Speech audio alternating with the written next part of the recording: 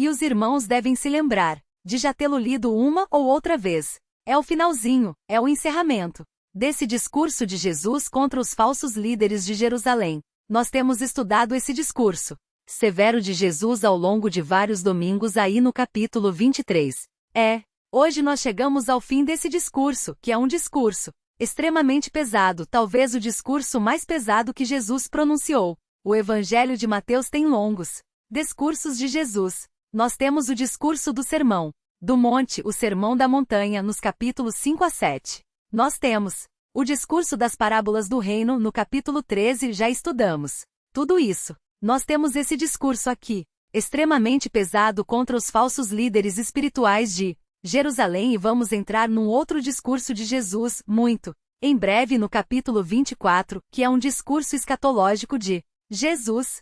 É Jesus falando sobre o fim dos tempos. Então nós vamos sair desse discurso de Jesus mais severo para cair num outro discurso longo também. Capítulo 24, capítulo 25 também abrange esse discurso, e que tratam dos dias finais, mas estamos terminando o discurso do capítulo 23 contra os falsos líderes espirituais. O Senhor Jesus já pronunciou contra os falsos líderes espirituais 7 ais ou 8 ais, 7 ou 8, ou seja, palavras de juízo contra os falsos líderes, e nos alertando inclusive sobre o perigo desses homens, porque os falsos líderes sempre existiram. Em todas as épocas, a verdade foi atacada por ministros do diabo, que são líderes religiosos que falam em nome do Deus verdadeiro, mas dizem mentiras no nome do Deus da verdade. É isso que confunde as pessoas. Eles falam mentiras no nome do Deus da verdade e enganam as pessoas e levam muitos após si. É por isso que a igreja ela é chamada por Paulo de coluna e baluarte da verdade. Essas figuras são tiradas do contexto da construção civil.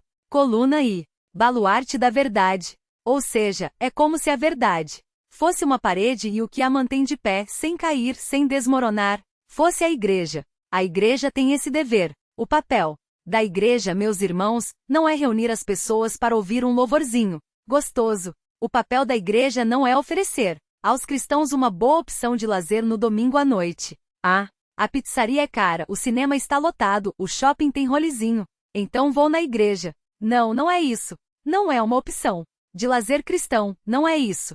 A igreja é a coluna e o baluarte da verdade. Quando nós nos reunimos, um dos objetivos do fato de estarmos juntos aqui, a comunidade da fé, os santos em Cristo, o rebanho de Deus reunido, um dos objetivos é recebermos elementos que nos fortaleçam de maneira que possamos defender a verdade, a fim de que ela não desabe, porque ela é atacada o tempo todo. Não há um dia sequer em que a verdade não é golpeada, não seja golpeada continuamente pelos falsos líderes espirituais. Por isso temos que ter elementos, forças, conhecimento para fazer frente aos mentirosos e manter a verdade de pé ao longo dos séculos.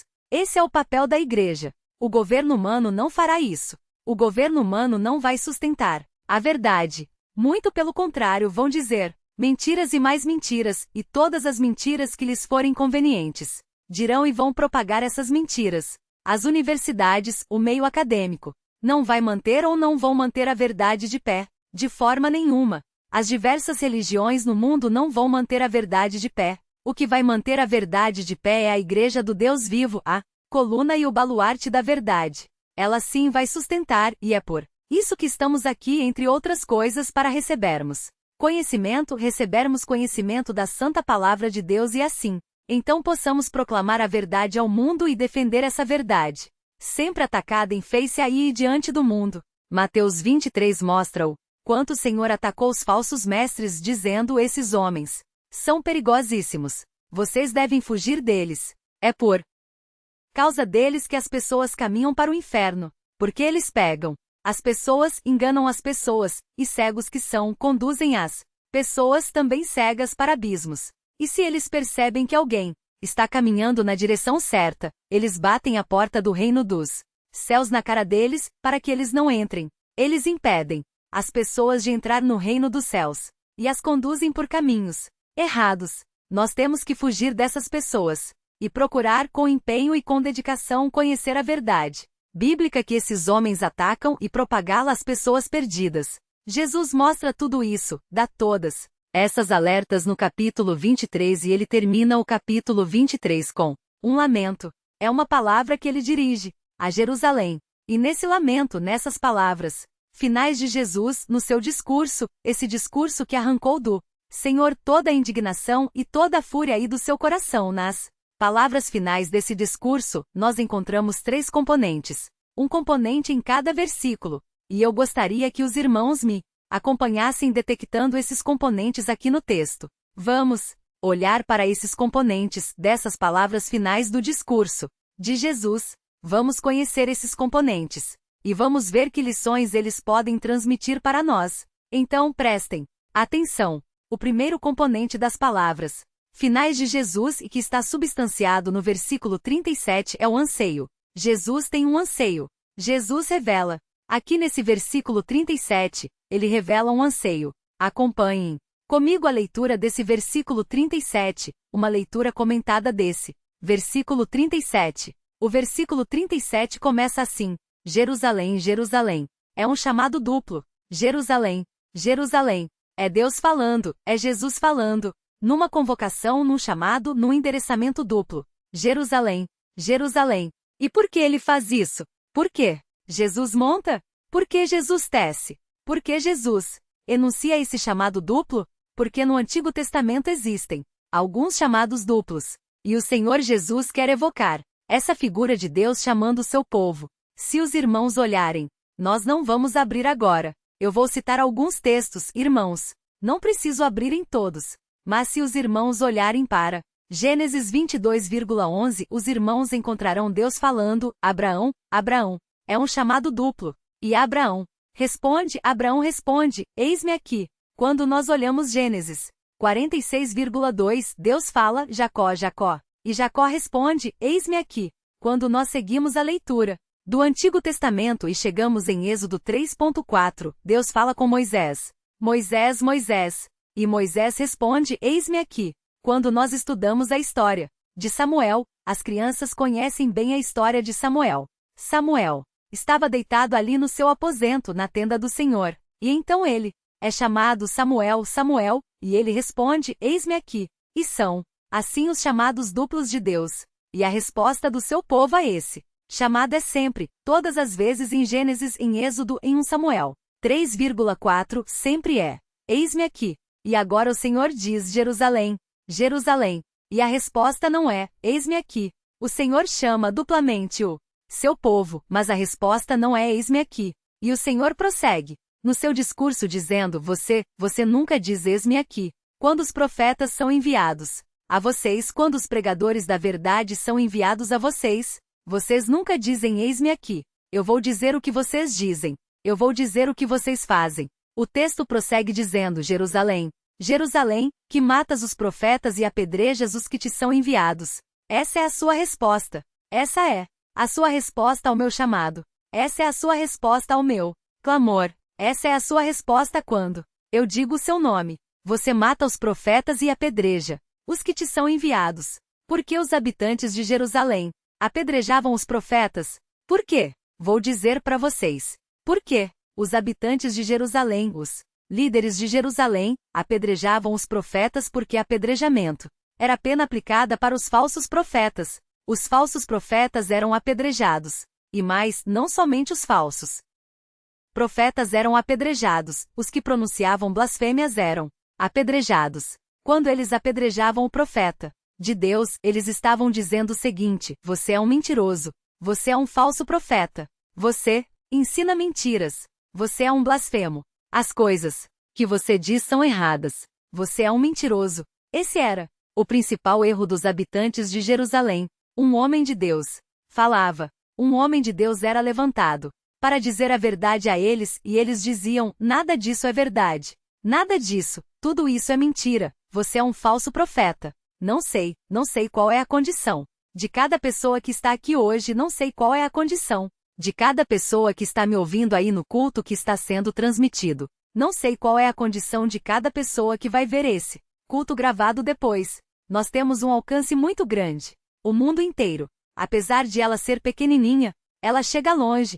Ela tem as perninhas rápidas e ela vai longe. Não Sei qual é a sua condição, de você aqui que me ouve e de você, que não está aqui mas está me ouvindo. Mas, se quando você ouve a palavra de Deus, se quando você ouve a palavra exposta de Deus, explicada, anunciada por um homem de Deus que é fiel ao que ela diz, que se preocupa em apresentar o que ela realmente diz, ou seja, alguém que apresenta a palavra e diz como ela realmente é, e você diz, isso é mentira, isso eu não aceito, isso não é verdadeiro.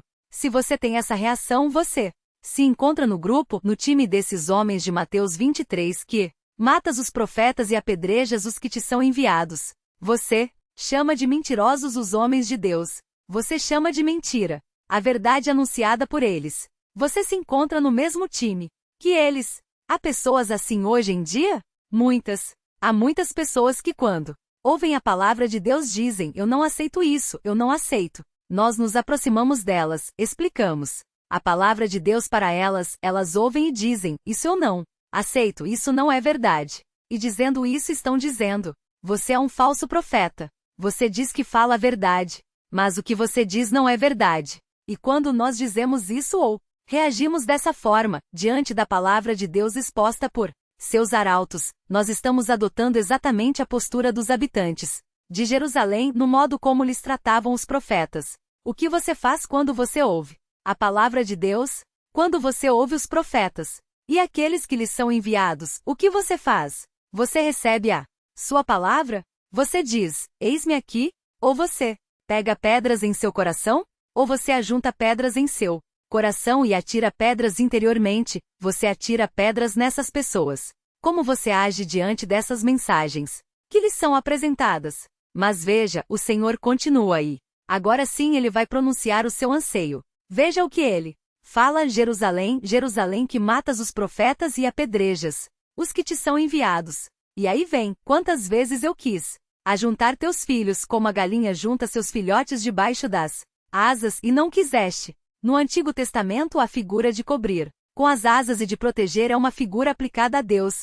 Essa figura do pássaro da ave, que no caso a galinha, essa figura do pássaro da ave cobrindo os seus filhotes com suas asas é aplicada a Deus no livro de Ruth, no capítulo 2, versículo 12. É aplicada a Deus no Salmo 17, versículo 8, no Salmo 36, versículo 7. De maneira que os judeus, quando ouviam essa figura, a figura da ave cobrindo seus filhotes com suas asas, eles pensavam em Deus. Deus faz assim com o seu povo, Deus protege o seu povo. Quando Jesus disse quantas vezes eu quis cobrir você com as minhas asas, o Senhor estava com essa palavra afirmando a sua própria divindade. O Senhor Jesus está dizendo, eu sou aquele Deus do Antigo Testamento, sou eu. Eu sou aquele que pode cobrir vocês com as minhas asas. Nós não podemos dizer isso a ninguém. Eu posso me aproximar dos irmãos aqui e falar, eu gostaria tanto que todos vocês se colocassem debaixo das minhas asas e desfrutassem da minha proteção.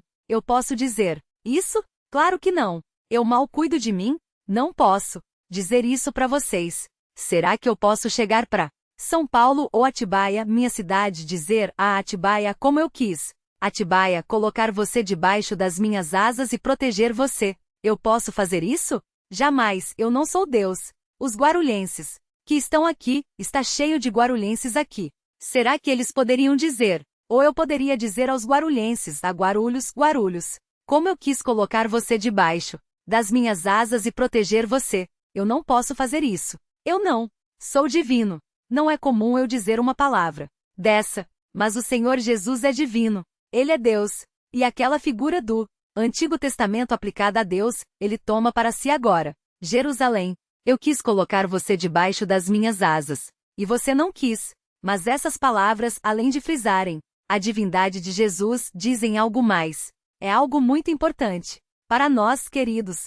O que diz a mais, o que está presente a mais nessa figura, além do conceito da divindade do Senhor, é que a salvação que Jesus dá é uma salvação que nos coloca numa posição de segurança, de proteção. Nós, meus queridos, fora das asas do Senhor, estamos desprotegidos. O mundo em que nós vivemos é um mundo que jaz no maligno.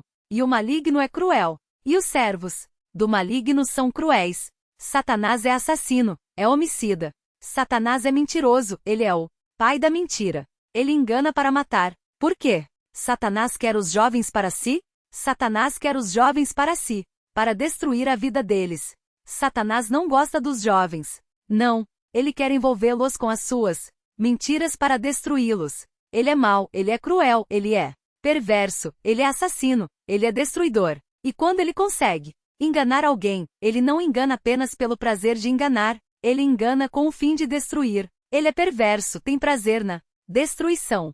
Quando Satanás se insinua numa família e consegue fazer com que um casal adote dentro de casa conceitos mundanos, quando ele consegue convencer uma esposa de que o modelo bíblico de esposa está ultrapassado e consegue colocar na cabeça dessa mulher o modelo da novela das 8, e ela diz: eu quero ser a esposa do horário nobre, eu quero ser a esposa da novela, aquela mulher livre, independente, aquela pessoa inteligente e vitoriosa. Ele consegue incutir esse pensamento nessa mulher através dos seus instrumentos, a mídia é um deles. Quando ele consegue incutir esses conceitos também nos filhos, nos maridos, quando ele consegue incutir nos maridos o conceito de que eles podem sim ser felizes buscando outras mulheres e sair da amorosidade, da vida amorosa, da vida sem graça do casamento. Como é pintada nas novelas, ele consegue incutir isso na cabeça de alguém, ele quer com isso destruir aquela vida. Ele quer destruir aquela mulher. Ele quer destruir aquelas crianças que pertencem àquele lar. Ele quer destruir a vida daquele homem, a felicidade dele. Ele quer tornar tudo aquilo um bagaço. É isso que ele quer fazer. Ele é perverso. Ele é mau. Ele se deleita na mentira e no sofrimento das pessoas. Assim é o nosso inimigo. Assim é o mundo ao nosso redor. E o mundo é assim porque o mundo jaz no maligno. O mundo é um instrumento de domínio, de propagação das ideias do maligno. Satanás atua na mente das pessoas. Satanás atua através dos poderes deste mundo, e procura com isso destruir vidas, destruir pessoas. Nós não devemos ser ingênuos. Devemos estar atentos, porque a felicidade que o mundo oferece, através dos seus padrões, é uma felicidade ilusória, enganosa. É o canto da sereia que parece bonita e atraente, mas quando você se aproxima da sereia, ela devora você. A salvação que Cristo dá, protege. Quando alguém ouve a voz do Senhor e se coloca debaixo das suas asas, essa pessoa é protegida. Nós precisamos de proteção. Precisamos do Senhor a cuidar de nós, a nos dirigir, a dizer: olha, fique debaixo das minhas asas, não ouça as outras vozes. Não ouça os outros apelos. Não ouça os outros convites. Eu sou o seu protetor. Eu sou a sua rocha. Eu sou o seu pai. Eu sou o bom pastor. Eu cuido de você. Coloque-se debaixo das minhas asas e silencie. Se aquiete. Se aquiete. Fique aqui. Há aves de rapina ao redor. Há lobos vorazes ao redor. Há tempestades se formando no céu. Mas você está debaixo das minhas asas. Eu te protejo. Eu cuido de você. Assim é a minha salvação. Eu não te livrei só do inferno. Eu não te livrei só do pecado. Eu não te livrei só da perdição eterna. Eu te livrei também de uma vida à mercê do mal. Eu te livrei de uma vida jogada aí fora, à mercê das pessoas perigosas, de um mundo perigoso. Disso eu te livrei também. Fique debaixo das minhas asas. E aqui comigo você encontrará calor, abrigo, proteção e segurança. É o de que nós mais precisamos para viver. É saber que estamos debaixo das suas asas, que não precisamos ter medo, que o Senhor cuida de nós e nos protege do perigo. O povo de Jerusalém não ouviu. E o Senhor então, o Senhor pronuncia. O Senhor diz: não quiseste, eu quis que vocês ficassem debaixo das minhas asas e vocês não quiseram. É um lamento, é um anseio que ele revela, e a resposta das pessoas: não quiseste, você não quis Jerusalém. Você ouve a voz do Senhor chamando. Você venha, venha. Coloque-se debaixo das minhas asas. Venha. E você não quer. Não. Eu vou viver a minha vida. Eu não preciso ficar debaixo de asa nenhuma. Não preciso ficar debaixo de asa nenhuma. Eu sou dono do meu nariz. Eu faço o que eu quero. A vida é minha. Eu me conduzo como eu bem entendo. Não preciso estar debaixo das asas de ninguém. O que é curioso nesse versículo, prestem atenção nisso, é que quando Jesus disse isso, Jerusalém não tinha rejeitado Jesus ainda. Vocês se lembram da história? Prestem atenção, prestem muita atenção nisso. Quando Jesus disse isso, os habitantes de Jerusalém não tinham rejeitado ele ainda. Aliás, se os irmãos olharem os capítulos anteriores, verão algo que é até um pouco o contrário disso. Quando ele entrou em Jerusalém, montado num jumentinho. O que foi que os homens de Jerusalém disseram? Fora daqui? O que foi que eles disseram? Vocês se lembram? Quando o Senhor Jesus entrou em Jerusalém montado num jumentinho, eles não disseram fora daqui. Não quero você não. Eles disseram Hosana. Hosana. Nas alturas, bendito que vem em nome do Senhor. Eles fizeram isso. Por que Jesus está dizendo então? Olha, eu quis acolher vocês, mas vocês me rejeitaram por quê? Porque Jesus, é muito simples a resposta. Jesus está prevendo o que vai acontecer. No capítulo 27, dentro de alguns capítulos, nós vamos ver o que vai acontecer. Aqueles homens que disseram bendito que vem em nome do Senhor quando foram conduzidos pelos falsos mestres passaram a gritar na escolha entre Jesus e Barrabás, começaram a gritar, libertem Barrabás. Nós não queremos esse Salvador. Nós não queremos o Messias, não queremos Jesus. Libertem Barrabás. Jesus sabia que aquele convite daqueles homens era um convite temporário. Jesus sabia que aquele convite, aquelas expressões de recebimento da sua proteção e do seu senhorio era algo temporário. Ele sabia. Vocês vão me rejeitar. Daqui a pouco, dentro de alguns dias vocês vão virar as costas para mim. E ele sabe isso acerca de vocês. Também, meus queridos. Ele sabe. Ele sabe isso acerca de vocês e de todos os que estão ouvindo agora. Ele olha para nós e ele ouve. Da nossa parte, ele ouve da nossa parte algumas expressões de simpatia por ele. Nós também dizemos, Hosana nas alturas, bendito que vem em nome do Senhor. Mas isso não está no nosso coração. A gente vem aqui à igreja, estamos aqui hoje, um feriado prolongado, estamos na igreja, poderíamos estar em outro lugar. E nós vamos à igreja, e nós louvamos o seu nome, e nós oramos a ele, e nós dizemos, quão bendito ele é. Mas o Senhor sabe, conhece cada coração, e ele sabe se cada um de nós realmente se colocou debaixo das suas asas ou se estamos aqui apenas por um costume temporário, apenas por uma expressão passageira de piedade. Quantos de nós estaremos aqui nos próximos capítulos? No capítulo 21, o povo de Jerusalém dizia, Hosana nas alturas. No capítulo 27, o povo de Jerusalém dizia, crucificam. Quantos de nós estaremos aqui nos próximos capítulos? Hoje estamos no capítulo 21. Todos nós aqui estamos no capítulo 21 dizendo, Hosana nas alturas. Onde estaremos no capítulo 27? Onde estaremos? Jesus sabe onde estaremos. Então ele olha para Jerusalém e diz, você me rejeitou. Você me rejeitou porque a sua piedade, a sua fidelidade foi temporária. Eu conheço esse tipo de piedade, esse tipo de fidelidade, esse tipo de culto, eu conheço. Muito bem. Eu sei que em poucos dias vocês vão virar as costas para mim. E aquelas pessoas sabiam também. E você sabe também. Você sabe sim. Você sabe sim. Para onde caminha a sua história. Você sabe o grau da sua fidelidade. Você sabe se você está debaixo das asas dele ou se você se livrou dessas asas há muito tempo e está conduzindo a sua vida como você bem entende. Quem está sob as asas de Jesus, faz o que ele manda, obedece a sua voz, se coloca debaixo do seu senhorio, se coloca debaixo do seu comando. Quem não faz isso não está debaixo das suas asas. Você sabe sim onde você estará nos próximos capítulos. E o Senhor sabe também.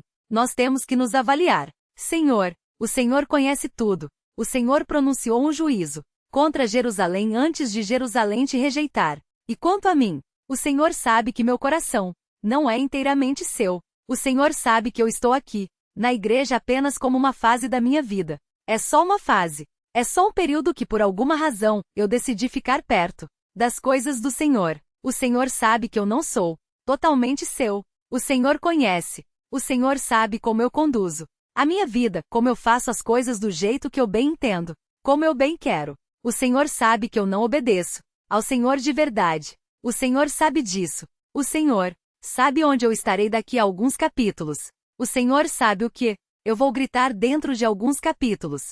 Por favor, me ajude. Muda isso em mim. Eu quero estar debaixo das suas asas definitivamente para sempre. É assim que eu quero estar. Vem me socorrer. Muda essa minha atitude para que eu não tenha esse comprometimento raso com o Senhor e temporário. Esse é o primeiro componente das palavras finais de Jesus. Um anseio baseado em alguém, um anseio baseado num conhecimento prévio do que eram aqueles homens. Mas vejam na sequência. Vejam, na sequência existe no versículo 38 um lamento.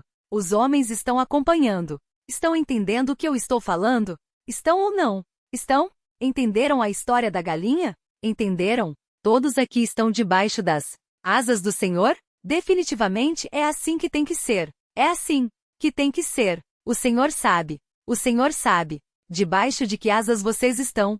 Todos nós. Vamos ver agora o versículo 38. Nós dissemos que há 3 componentes. O primeiro componente é um anseio. O Senhor quis reunir Jerusalém debaixo de suas asas. O segundo componente que vem agora é um lamento. Um lamento. Na realidade, todo texto é um lamento. Mas aqui o lamento do Senhor torna um contorno ainda mais intenso. Ele diz no versículo 38, a vossa casa ficará deserta. Que casa é essa? A casa de Jerusalém. Ficará deserta. Que casa é essa? Que casa ficaria abandonada? Que casa ficaria sem ninguém? Que casa ficaria vazia? A casa de que Jesus fala aqui é o templo de Jerusalém. Em Jerusalém havia um grande templo construído a princípio por Salomão, mas que tinha sido destruído no exílio, não totalmente, mas grande parte dele destruído, e que foi reconstruído depois. E Herodes o ampliou, e era um grande templo, um vasto templo.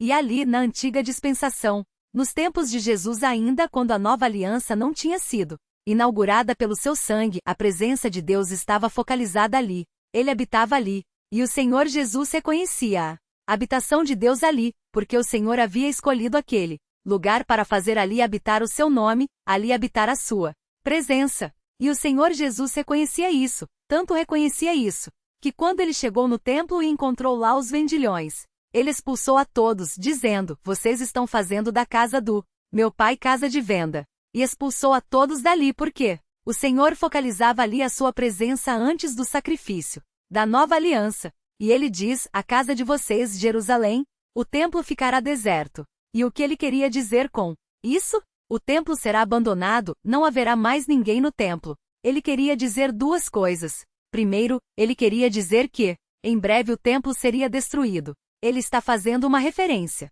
aqui à destruição de Jerusalém no ano 70, ao que aconteceu cerca de 40 anos depois. Ele está dizendo, um dia esse templo será destruído. Ele vai falar isso no capítulo 24. No capítulo 24 ele vai dizer, aqui, esse templo não vai ficar pedra sobre pedra, tudo será derrubado, desolação completa, destruição completa, isso vai acontecer. Jerusalém, isso vai acontecer com você. Mas não somente isso. O Senhor queria dizer também que a casa ficaria vazia no sentido de que Deus abandonaria aquele lugar. A casa ficará vazia. O Senhor abandonará este lugar. E os historiadores judeus, eu me lembro agora de Flávio José, ele narra um episódio curioso. É claro, são algumas lendas judaicas.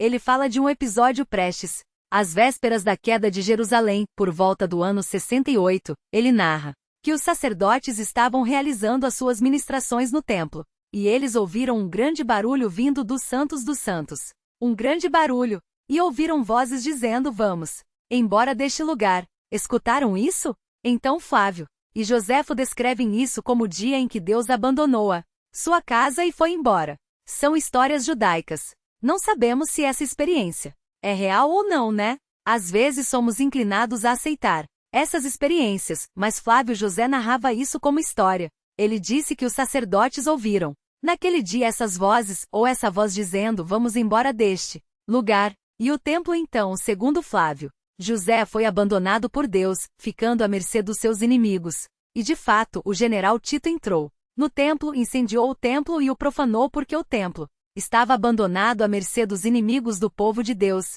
Mas, quando o Senhor Jesus fala sobre isso, a vossa casa ficará abandonada, ele não está se referindo a essas experiências posteriores dos sacerdotes, mas falando do seu lamento pelo fato do povo ter sido tantas vezes convocado e não ter dado ouvidos. Ele está mostrando com isso que Deus não falaria mais. Quando Deus abandona alguém a quem ele falou muitas vezes, ele deixa de falar a essa pessoa. Ele não fala mais. Essa é uma grande tragédia quando Deus se cala. E mais, o abandono de Deus não implica somente em parar de falar, o abandono de Deus implica também parar de escutar. Ele para de falar e para de escutar. Não ouve mais. A vossa casa ficará deserta, as orações feitas neste lugar não serão mais ouvidas.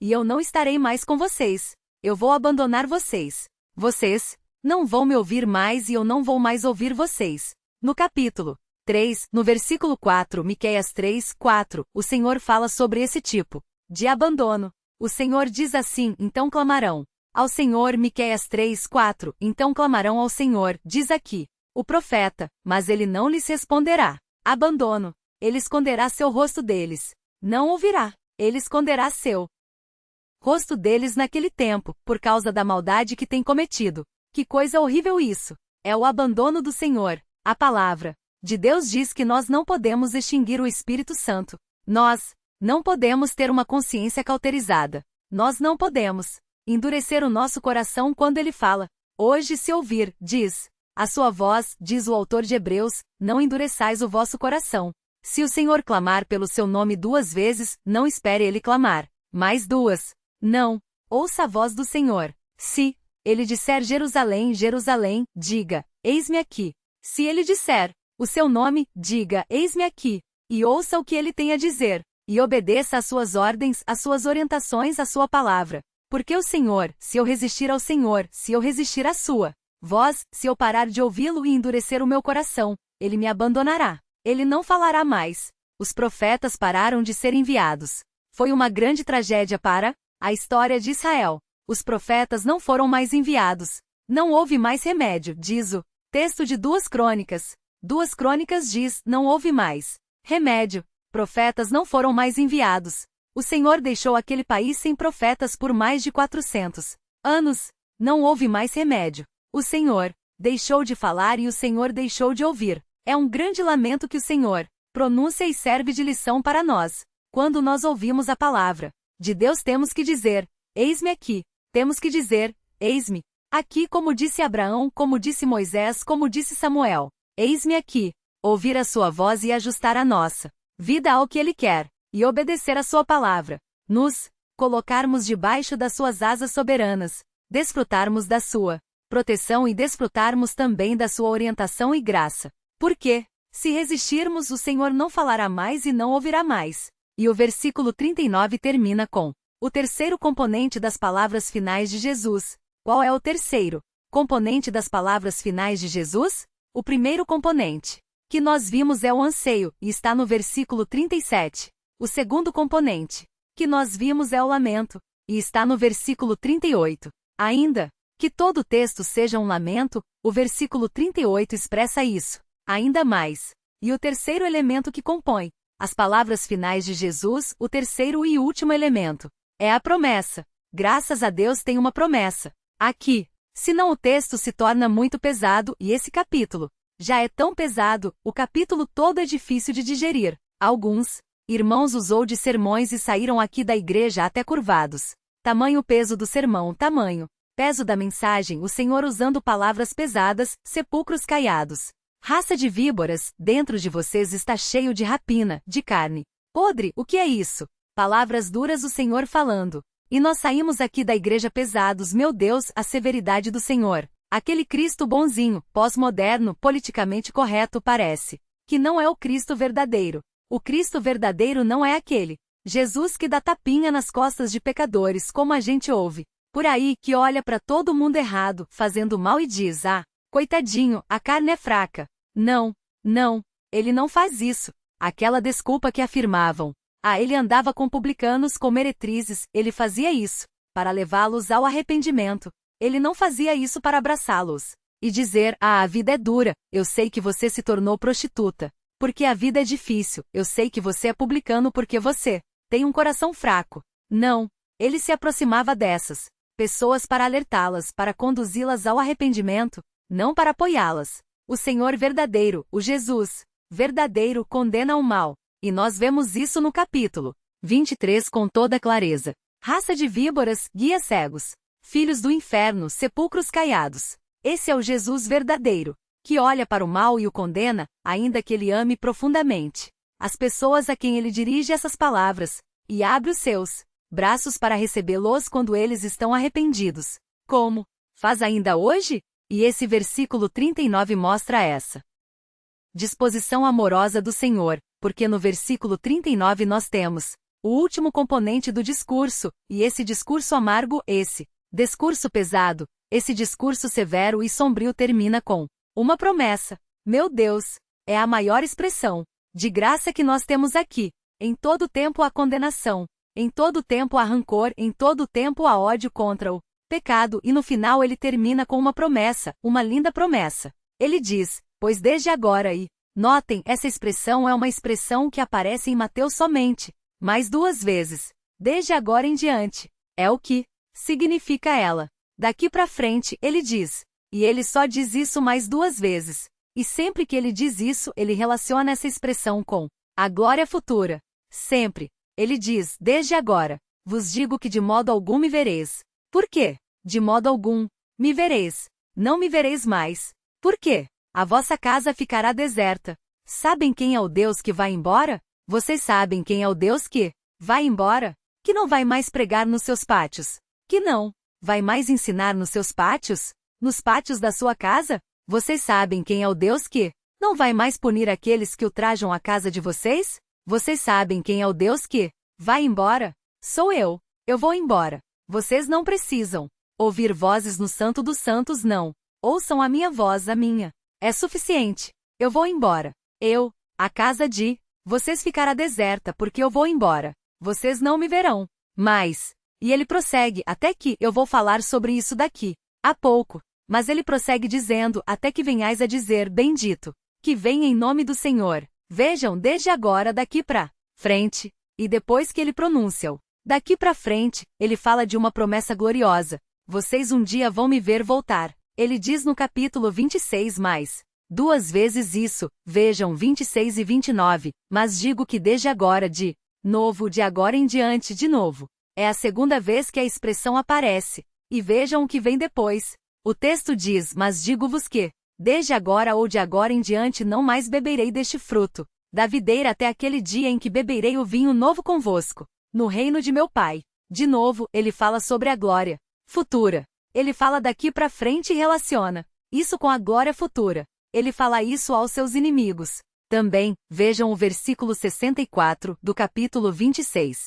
Capítulo 26. Verso 64, Jesus lhe respondeu, é como disseste, contudo digo-vos, que de agora em diante de novo, de agora em diante e aí ele diz, ele relaciona isso com um evento glorioso do futuro, vereis, o Filho do Homem assentado à direita do Poderoso, vindo sobre as nuvens do céu. E não é diferente no capítulo 23,39, quando ele fala de agora em diante não me vereis mais, até que digais bendito que vem em nome do Senhor quando eu voltar. Eu voltarei e vocês naquele dia dirão bendito o que vem em nome do Senhor. Quando nós olhamos para o versículo pois desde agora, essa expressão desde agora, relacionando com os eventos futuros, vos digo que de modo algum me vereis aqui o abandono do templo, o abandono de Jerusalém ele diz uma expressãozinha cheia de esperança, cheia de promessa, de modo algum me vereis até que há um limite para a rebelião, há um limite para a rebeldia, há um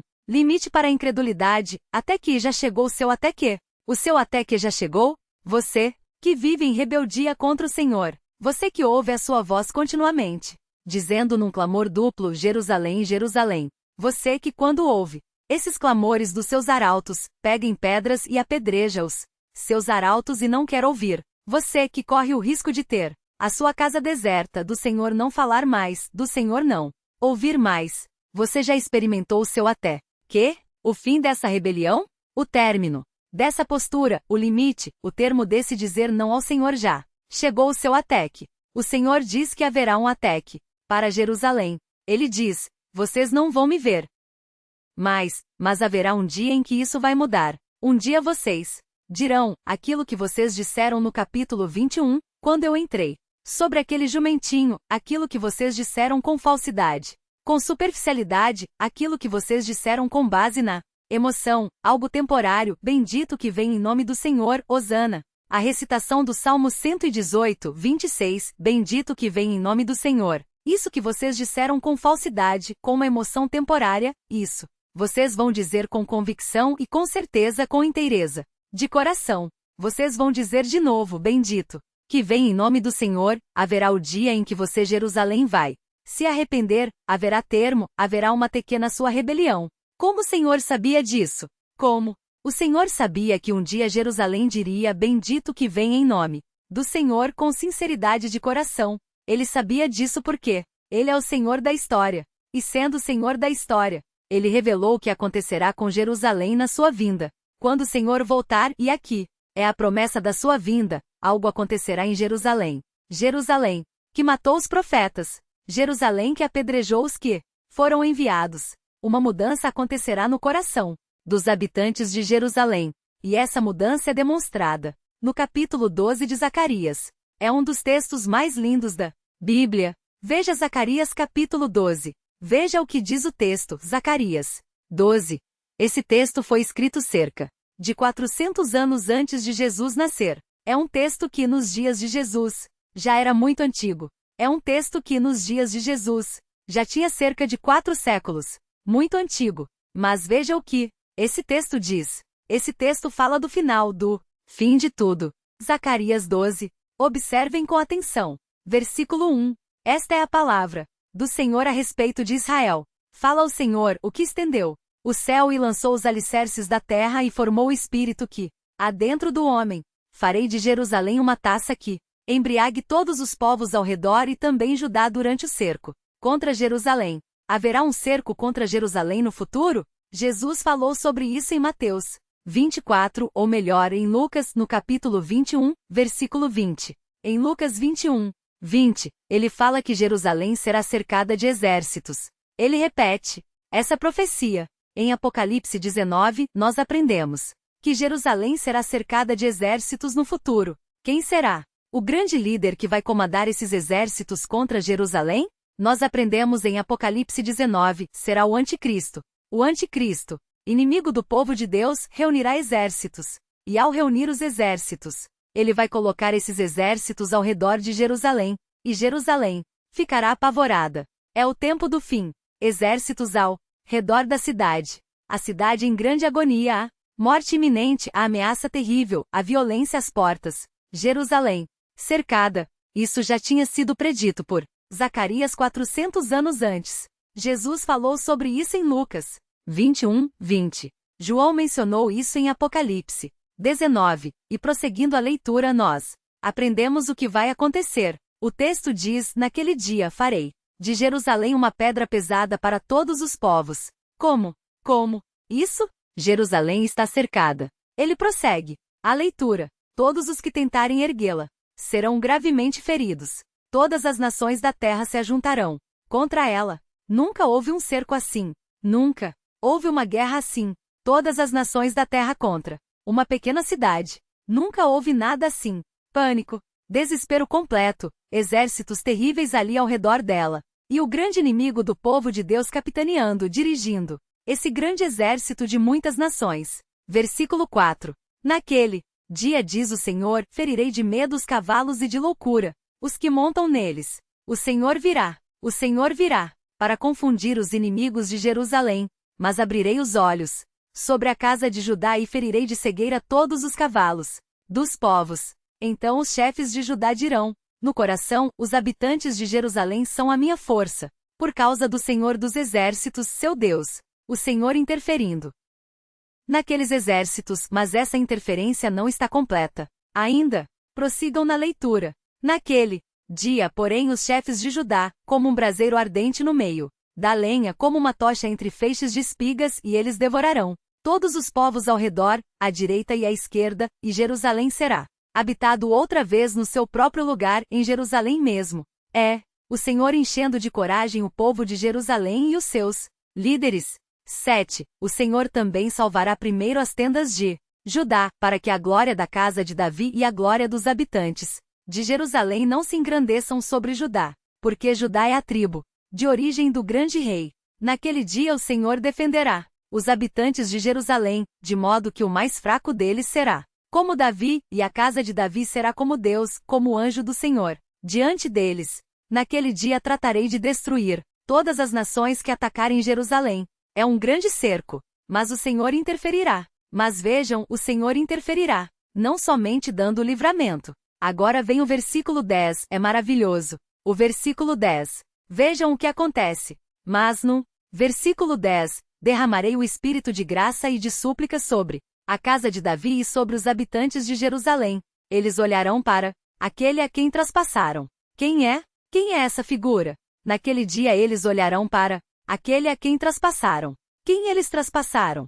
Quem? Eles traspassaram as mãos e os pés? Quem eles traspassaram o lado com uma lança? Quem é essa figura? O texto diz: eles olharão para aquele a quem traspassaram e o prantearão, e chorarão amargamente por ele, como se chora pelo primogênito. Arrependimento. Arrependimento. Jerusalém matou os profetas, matou os que foram enviados, matou o próprio Senhor. Mas Jesus disse: vocês não vão me ver mais. Até aquele dia, um dia vocês me verão de novo, e no dia que vocês me virem de novo vocês vão chorar. Vocês vão chorar como quem chora pelo primogênito. E vocês dirão naquele dia com sinceridade de coração: bendito o que vem em nome do Senhor. Então sim, haverá arrependimento verdadeiro. Vocês verão as minhas chagas, Jerusalém, vocês verão as minhas mãos e os meus pés, vocês verão o meu lado, vocês olharão para mim e haverá arrependimento e dirão então com sinceridade: bendito o que vem em nome do Senhor. E o Senhor virá e livrará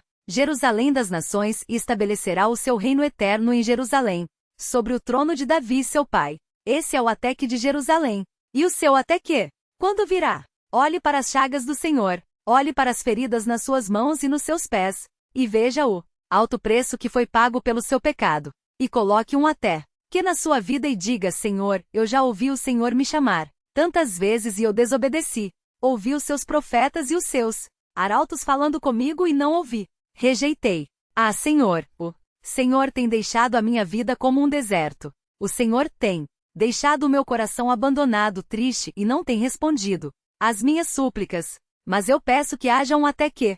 Nisso, eu olho agora, e olho agora para aquele que foi traspassado. E eu peço que esse Senhor me restaure, que esse Senhor me livre, que esse Senhor traga paz à cidade do meu coração. Vem, vem, me perdoa, vem, tira o meu medo, vem, me restaura, vem e me coloca debaixo, finalmente, das suas asas para sempre. Quero desfrutar da sua proteção, da sua soberania. Quero estar debaixo do seu controle, da sua autoridade. Quero olhar para as suas chagas, clamar pelo seu perdão e desfrutar da sua segurança. Vamos orar. Senhor Deus, obrigado por esse texto maravilhoso. Obrigado porque esse discurso tão severo do Senhor termina com essa nota de rica esperança. Pedimos que o Senhor nos ajude, para que não sejamos como Jerusalém rebelde, mas que ouçamos sempre a sua voz e nos coloquemos debaixo das suas asas. E aqueles que não desfrutam disso, nós suplicamos que eles olhem para as suas chagas, para as suas feridas e vejam o preço que foi pago pelo seu pecado. E se lamentem e chorem arrependidos como Jerusalém chorará. E recebam-no como rei na sua vida e o coloquem no trono de suas vidas para desfrutar de paz debaixo da sua proteção. Nós pedimos isso em nome de Jesus. Amém.